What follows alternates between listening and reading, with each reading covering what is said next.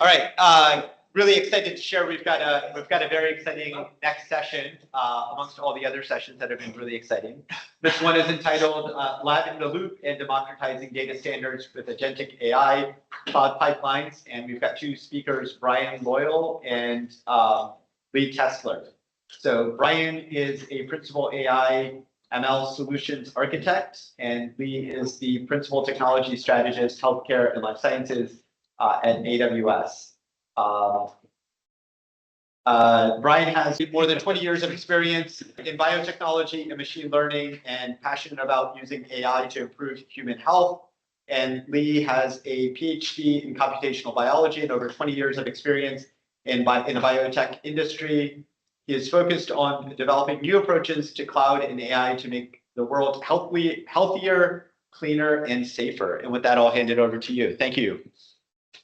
Hey, thank you for that wonderful introduction, and great to see you all, and wish we were there, but pleasure to be able to join virtually. So I'm Lee Tessler. I lead lab technologies at AWS in terms of wet lab integrations, connected labs, lab in the loop, and I'm joined by Brian. Brian, if you want to introduce yourself briefly. Yeah, like I said earlier, so I'm in charge of a lot of our technical guidance in terms of how to use AI for drug discovery. Work with a very large number of biopharma, life science companies, and I love my job. It's good times. So we're here to talk about two topics. One is a broader investment that AWS is having in Lab in the Loop, and so it's important I want to be able to share what's the latest there. And then the meat of the topic is democratizing data standards, and we've been doing a lot of development using coding agents to develop standardized pipelines and make those tools available to the ecosystem, to pharmas, and we'd love to share with you our results and get your feedback. Next slide. So in case you don't know where AWS is supporting life science customers today, most folks know what AWS is, but maybe not how we are supporting the pharma industry. So just briefly, since 2013, we've been helping life science companies migrate to the cloud and find new ways to accelerate scientific innovation through AI systems and through data systems, and to help scale the science that they have. And once you have cloud infrastructure in place, folks tend to see that innovation can move at a much faster pace.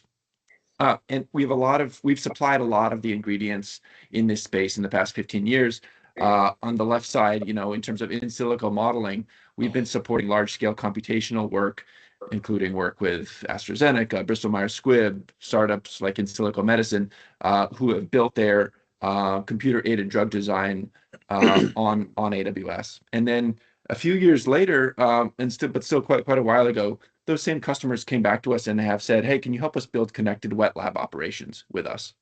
Where AWS can be the backbone for networking and high throughput edge ingestion, hosting ELNs and LIMS, data storage, of course, but data search, cataloging, and automation. So we've been in this space, and our goal just overall is to help hear what you're doing in life sciences research and development, and help build a tighter ecosystem between software vendors, pharma, and infrastructure, so we can help you guys move more quickly to the amazing discovery and development that you're doing.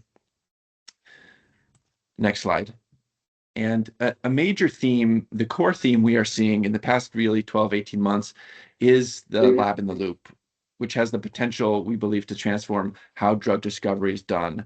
And this is, of course, the paradigm where computational models are used to design new candidates, or also new processes, new parameters for an assay, and then wet lab experiments validate those results. So instead of running a single linear sequential campaign, you have successive loops that can be recursive and ideally self-learning.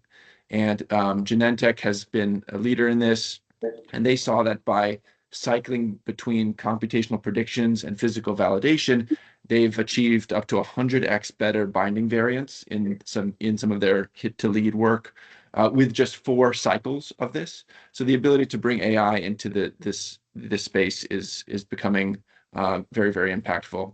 And we know it's not a straight line to get there. So this is where AWS has heard a lot of the pains of the industry of building this. And so if you go to the next slide, we just introduced in the past 2 weeks, a new product that we wanted to share, and that's Amazon Biodiscovery. And this is a unified tool for planning AI in silico molecule designs for antibody discovery, picking the best candidates and sending run plans and sequences to wet labs for validation, and then feeding that data back into the system to optimize this whole design, make, test, analyze cycle. And this is an exciting new product that we have, and we pair this with what we call our wet lab integration accelerators that can help you build out this connectivity beyond just antibody labs. And I want to share with you a little bit about how biodiscovery works. If you go to the next slide. So biodiscovery is meant to address a lot of the challenges of this AI-driven lab in the loop. And starting in the upper right here, first, a lot of scientists find that it's difficult to just find the latest AI models that are relevant for their studies, and also understand how well they're working. So we've collected over 40 leading open source and commercial models, benchmark them internally with a newly developed benchmarking approach that we've just published. And we make these models available in a catalog. And not only is this powerful for computational biologists, but this is easy enough to use that bench scientists can pick this up and start working with these models. The next step is this AI guided selection process, where you can create a set of candidates that you want to explore, thousands, tens of thousands, hundreds of thousands of antibody candidates that you can then send to the wet lab.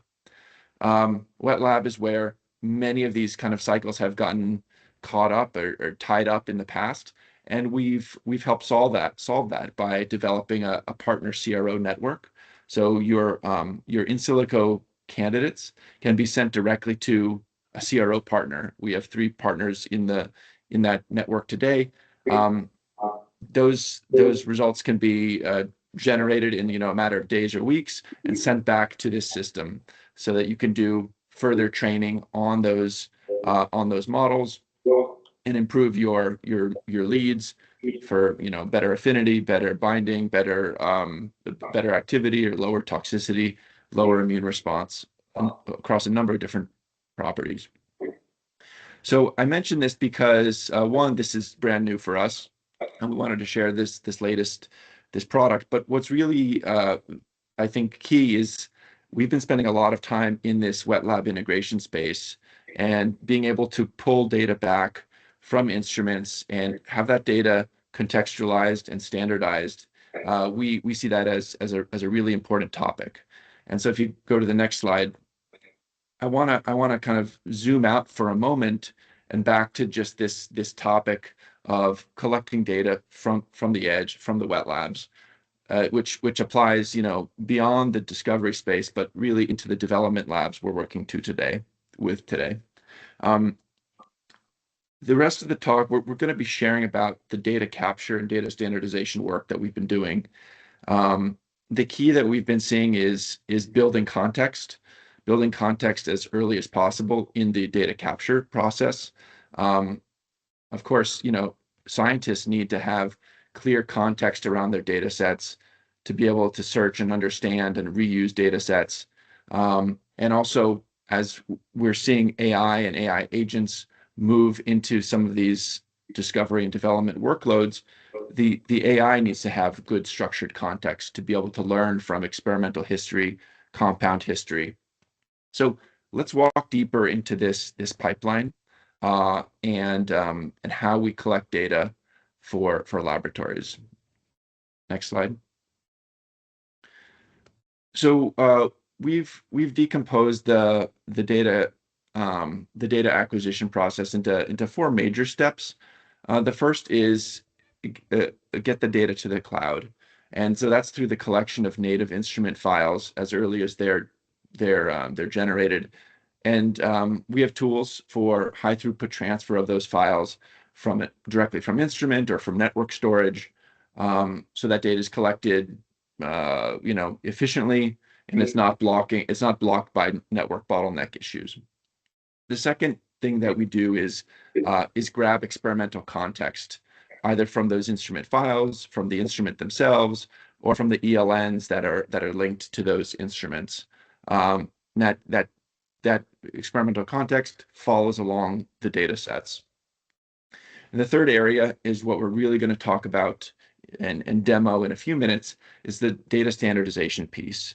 And we're seeing, particularly in the development space, this is extremely valuable to have these standard data sets, and excited to share what some of the new developments we have.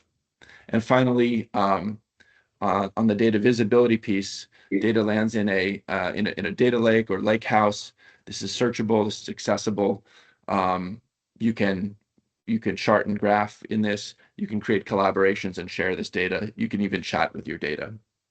And so the way we deliver these four areas today is through what we call accelerators. And if you just click in once, Brian. So accelerators are a couple of things. So one is sample code and how-to guides, so that if you have developers on your team that have a bit of cloud knowledge, they can get started with these four accelerators that I'm showing here. You can get started, get your hands dirty with it, get a POC running, and then scale this up with your IT teams. The other way we can help you here is if you know that you want to develop these into a more productionized product or platform for your organization. We have professional services and partners that can provide support for enterprise deployments. And in fact, tomorrow you're going to be hearing from the Deloitte team, who's been our strategic partner in these accelerators and has productized across this whole span. With that, we're going to dive deeper into the data standardization piece, because that's really the topic for today. If you go to the one slide, just to set up the problem, in pharma development space, you've already got a set of compounds, and now you're developing processes to control them.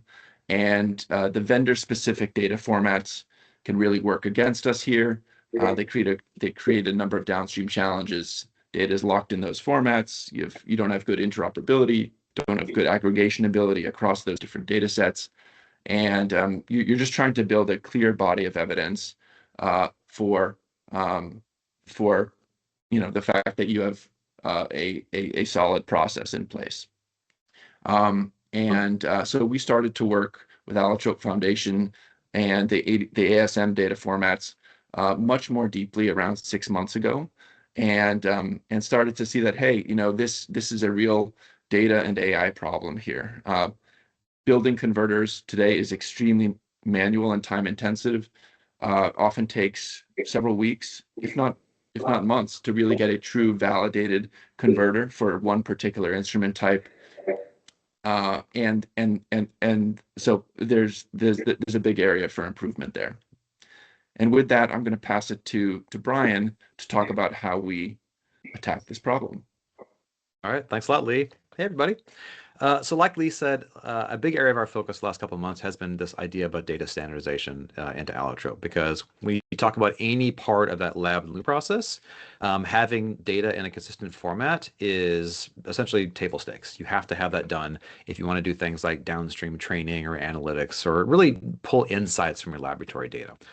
So when we started working with some members of the Allotrope Foundation, we took a hard look at the problem, and we said there's actually a couple of different components to the way instrument data is handled and standardized today. So on the one hand, there is just, we have an existing converter that somebody has written. Let's just run that at scale. So for example, maybe you have multiple laboratories, all with unique instruments, and they're all feeding data in at a high rate. Just how do you process this information so you're not sitting around and waiting? So some of the characteristics here, which are interesting. So it's very low latency. You want to get this data off the machine and analyze very quickly. It can be tremendously high volume, especially for kind of modern, fully automated laboratories where you don't necessarily have a person in there pipetting. You have machines that are doing automated liquid distribution and dispensing, and you need to rapidly process information. You have an extremely high data accuracy requirement. So obviously, if you have an error in your data transformation, that could mean missing out on the next blockbuster drug. And so you need to make sure that the data being generated on the machine is the same data you get after the transformation downstream. That has to be perfect fidelity. And then finally, we want to automate this as much as we can because this is running a data converter is a somewhat turnkey process. You don't want to have a system where someone has to push a button for every instrument file that comes off. Now, with that said, though, there's also an area here in terms of how do you make these converters? And like Lee said today, that's done very manually in a process that takes weeks to months. But fortunately, we live in a world where AI is getting better every single day. And especially over the past 6 to 8 months, some of the models that we have seen have really improved their capabilities in terms of writing code or analyzing workflows. And so it's now very possible to bring these systems to bear on writing these converters in a more automated way.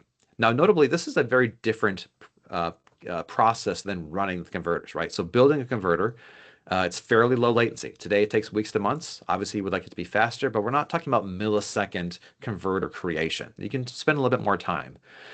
It's of medium volume, so generally this maps pretty closely to an instrument or an instrument config. So we're not creating tens of millions of these things. It's probably hundreds or thousands. And then one thing that we've heard consistently from a number of customers is the human in the loop element. This has to be collaborative. We want specialists looking at these converter scripts, talking to the SMEs in the laboratory, really understanding the way this is working because ultimately they are accountable for this process.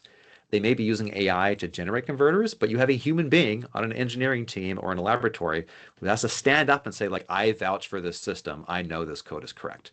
So 2 work streams, they're both very important, but they have some unique perspectives that we wanted to take into account.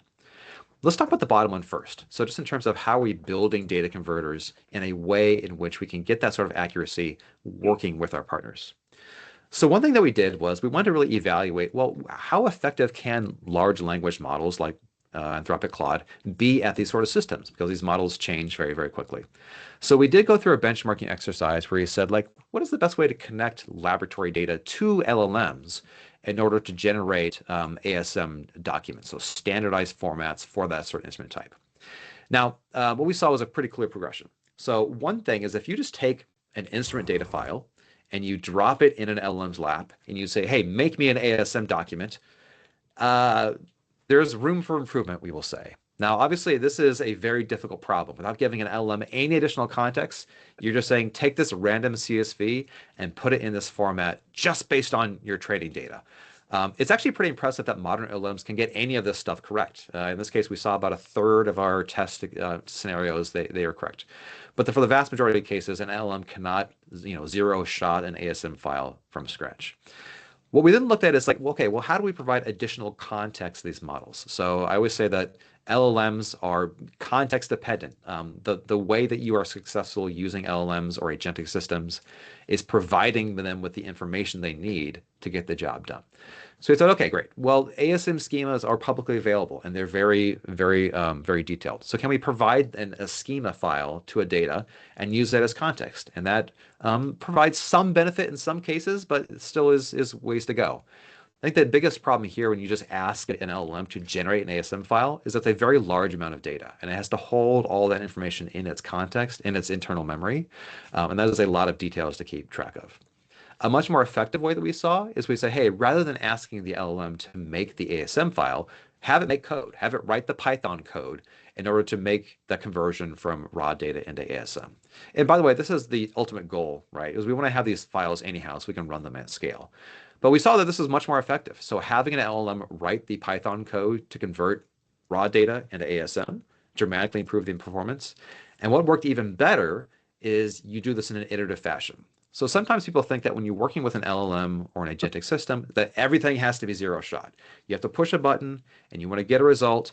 And if you don't get the result you want, well, then it's a total failure. And in reality, what we see is there's a lot of benefit in these sort of self-healing or self-referential workflows where you have an LLM, you ask it to do a thing. If it's not perfect, you provide it with that feedback, and then you have it iterate on that. The other nice thing with this process is that it dramatically improves the interaction with the human being. So this has human in the loop from the very start because it is showing any kind of complexities or gaps in the generation, and it allows you to provide that feedback back. So if you do things like add the additional schema context, if you ask it to write code instead of ASM data, if you allow the LLMs to learn from its failures and respond to errors in the schema validation, you can get 100% pass rate. So very, very high quality generation using these techniques using modern LLMs. So let's take an example of this. So actually we use these results. We built a system in partnership with some customers. I want to show that today and kind of show you what's possible using some of these concepts to create ASM data converters. So here's an example that we used. In this case, this is actually cell counter data. This is from, I think it's Cellmatics. So pretty standard CSV, 33 different samples that were run. The question becomes, how do we take this data and convert it in ASM? So we have an open source repository, and we'll put a link to that here later in the chat, that shows an MCP server that we generated that allows LLMs to use existing data from, so for example, JSON schemas from Allotrope to do this data conversion at scale. So we're using a tool here called Kiro, which is an agentic coding platform, and it allows you to integrate MCP servers, but also steering files in the forms of agent skills to walk you through this data process conversion. So what we're going to do here is we're going to talk to our Kiro application, and we're going to say, hey, convert this raw data from a cell counter into ASM format. And oh, by the way, we're also going to give you access to this MCP server so that you can pull down things like JSON schemas. We're also going to give you a steering file that walks you through how to accomplish this. But otherwise, it's fairly hands-off. So I send my request in. The agent is going to read the CSV file and say, hey, well, let's use some different tools in order to analyze this in the right way.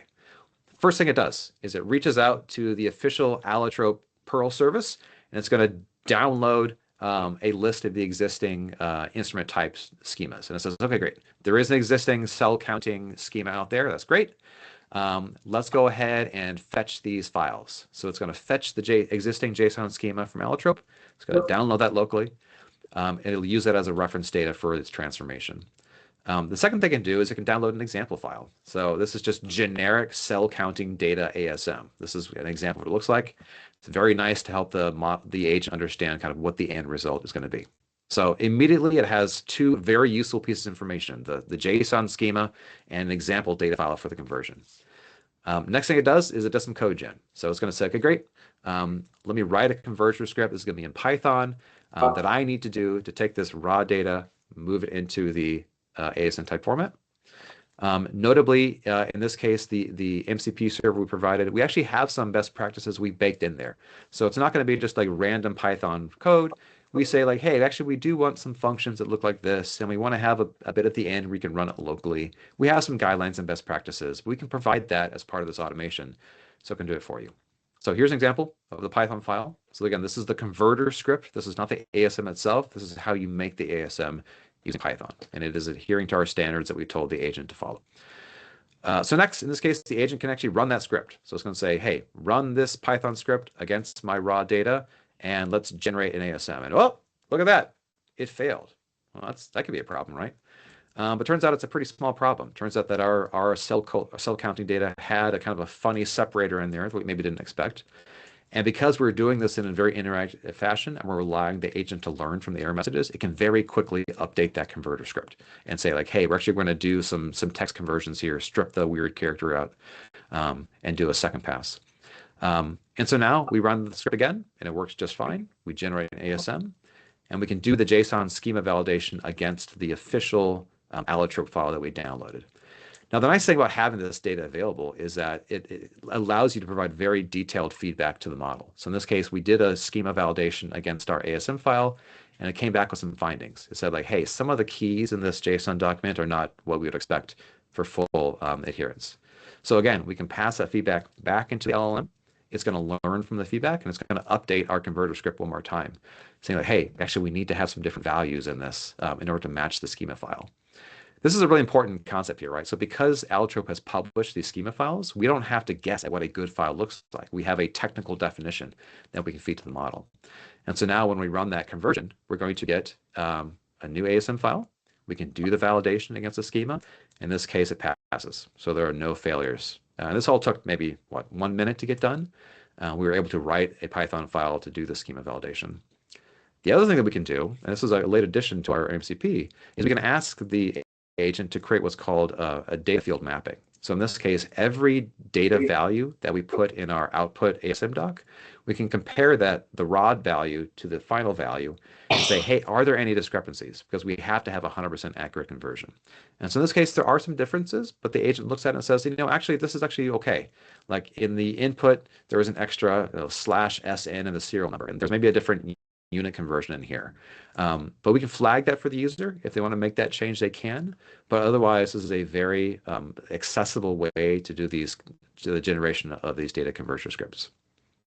Okay, so as of right now, this is that first work stream. This is how do we make data converter files using LLMs like Anthropic Claude Sonnet and Opus and tools like Kiro. Let's talk about the second piece too. So great, we went through the whole process. We made a bunch of Python files. How do we actually run them at scale? And just kind of meet those other requirements we talked about.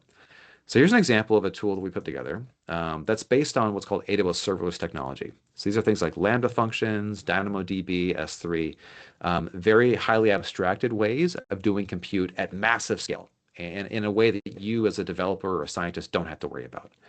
So in this case, we can say, like, okay, a couple problems we have to solve. So one is we need to understand like what instruments is this data coming from. And so we have a process here by which you can go in and you can register your cell counting instrument in this system in order to provide the kind of metadata you need in order to track this information long-term and at scale. So things like, what's the serial number of the instrument? Where is it located? Who's the operator? What's the time zone? All this additional metadata that you need to attach to a raw instrument data to make it useful downstream. So we can do this in a very accessible way and store that information in the cloud so that it's available for downstream tasks like model training or analytics or auditing if you're working in a regulated environment. All the sorts of processes that are required to run these sort of systems at enterprise type scale. So great, we've done that kind of metadata. We understand our instruments. Now let's look at how we might take that and turn it, register our converter. So we had our Python file generation offline. We've registered an instrument. How do we link those things together? So here what we're showing is that we can take that metadata and we can continue to process it in the system. So in this case, we have, we say like, hey, this is a cell counter. We have previously registered some information about it, and we can upload our Python script in there to allow other people to use it at scale. Nice thing about a system like this is that you can do immediate validation. So if we say that there are some rules that we want to follow, we can get in there. If you have a process by which you have maybe an engineer or a senior engineer that wants to review this kind of stuff, you can build a system by which you can do that as well. So the key message here is how are you tracking the inputs to these systems and making it very clear who's approving and accountable for what. Great. So now we have a system. We took our generated Python file, we loaded it in here, we saved it. Now let's actually run it against something. So in this case, we have a workflow where we have an instrument file. This is our raw CSV. Upload that in. We take our instrument metadata. We can load that in as well. We have our converter that we just created and uploaded. This is our Python file. Now we can hit convert. And so what we're seeing here is in a UI that's being run by serverless technology, we're doing this instrument data conversion, and the output is going to be a couple things. So one is the actual ASM file we can download. But then also all of that data check that we talked about earlier. So we can see in an interface. So an operator can go look at this thing and say, like, hey, how sure am I that the data being generated by this converter is going to match what's initially in there? Again, there's some differences. In this case, the operator may say, that's okay. I actually don't care that you've changed the serial number very slightly to change the format. But it allows us to look at that JSON schema validation. The other thing that we can do here is we can add custom rules. And so one thing we learned from talking to customers is that in many cases, just basic schema validation it's necessary, but not sufficient. There may be some existing other rules that we want to add in terms of how is the data formatted, what is the metadata that we also want to add. And so because we're running this sort of system in a serverless way, it allows us to change the configuration to add some additional rules. And so in this case, what we're seeing here is we can run the data conversion with the same script. We're going to add some additional validation rules. In this case, we say like, no, actually, this is an additional requirement that we want to meet. In this case, the file has a gap. Let's capture that. Let's report on it. And then maybe even pass that information down to the next cycle of converter generation so that we can do this more efficiently next time. And so as a final piece here, what we're going to show is that it's one thing to show you do this one file at a time in a web UI, but like I said before, throughput is very important. It's a key requirement. And so when we have these converter scripts, because they are standalone scripts, we can apply them in a variety of different ways. And so here's an example where we're taking them, running against 500 different CSVs, and very rapidly doing our conversion into a standardized format at scale. And this is really kind of the power of this approach, because we're using AI to make these converters, because we're using serverless technologies to run them. It allows us to do this at the scale of a modern laboratory and really improve the performance and the pipeline speed of modern drug discovery. Okay, so what does all this mean to the folks in this room? So we are committed to sharing as much of this work as we can with the broader community, because it's important for advancing science and really helping out all of our customers in terms of how they solve their problems. So there is a link and a QR code in the bottom of this slide right here. This is going to take you to our open source repository of allotrope MCP capabilities. So what I talked about earlier in terms of how do you download the schemas, how do you do the code generation. This is free and it's available to you to use. We welcome contributions and feedback. We want to make sure this is a tool which is useful. We're also working right now on releasing components of the serverless workflow as well. And so the idea here is that not just how do you make these scripts, but how do you run them? This is a really important part of the process. And again, we want to make sure that our customers have the abilities and the tools at their disposal to really enable those lab in the loop workflows we talked about earlier. So with that said, I'm going to take a pause there, say thank you so much for your time and for the invitation. And I think we're happy to take maybe a couple of questions. I appreciate it. Thank you, Dave, Brian, and Lee. Thanks very much.